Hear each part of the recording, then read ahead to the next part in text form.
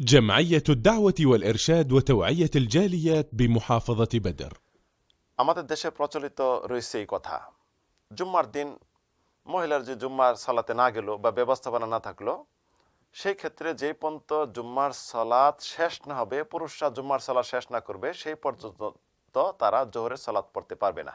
এটা একটু ভুল।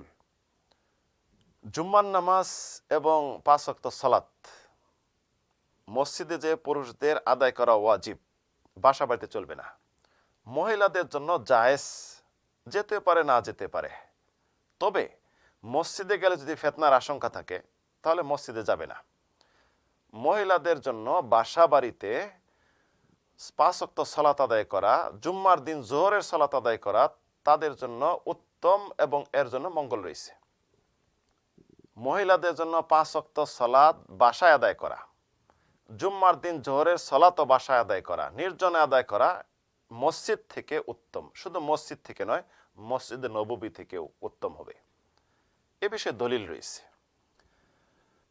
উম্মে হুমাইদ, আবু হুমাইদের স্ত্রী রাসূলুল্লাহর কাছে আসলেন, আসার পরে বললেন, ইয়া রাসূলুল্লাহ, ইন্নী উহিব্বুস সালাতা মা'ক, আমি আপনার সাথে সালাত আদায় করতে ভালোবাসি। রাসূল সাল্লাল্লাহু আলাইহি ওয়াসাল্লাম তখন বললেন, কাদ আলিমতু আন্নাকা তুহিব্বুনা সালাতা মাই, আমি জানি তুমি আমার সাথে সালাত আদায় করতে ভালোবাসো, তবে জেনে রাখো তোমার বাসাতে নির্জনে সালাত আদায় করা আমার সাথে সালাত আদায় করতে থেকে তোমার উত্তম হবে।